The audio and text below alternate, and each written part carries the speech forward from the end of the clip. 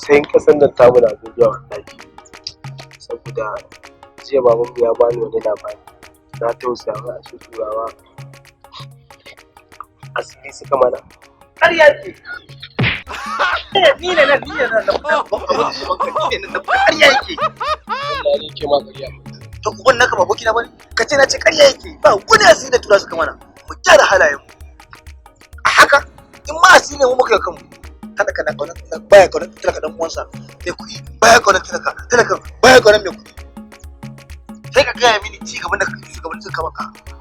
A'a nan. Talaka na jin haushin talaka dan uwansa, shugaba na jin haushin talaka. Talaka na jin haushin shugaba na jin haushin talaka.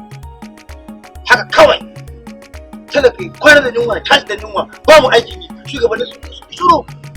Tun da zan ana nake tunani abinci ya kare ki nake tunani kwanan shi kafa ya da ban da fare wasu to ya kan musamman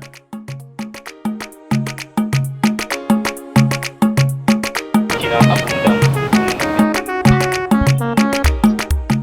magace da gaskiya ne ba musamman ai da ba saboda wani sai ka ce ana mu wani abu zai mana yin wuce amma kana ganin yadda kai kana jin haushin su shi ya ga haushin ta wannan ne a gyara to ai dan ba baban ka yace bari yake ba yasa kake wannan ba abokin sa bane ba dan abokin sa ne kawai shi ne yace mai ƙarya yake ni da ban yi cewa ƙarya kake ba abokin sa ne kawai ga ya guri ya ga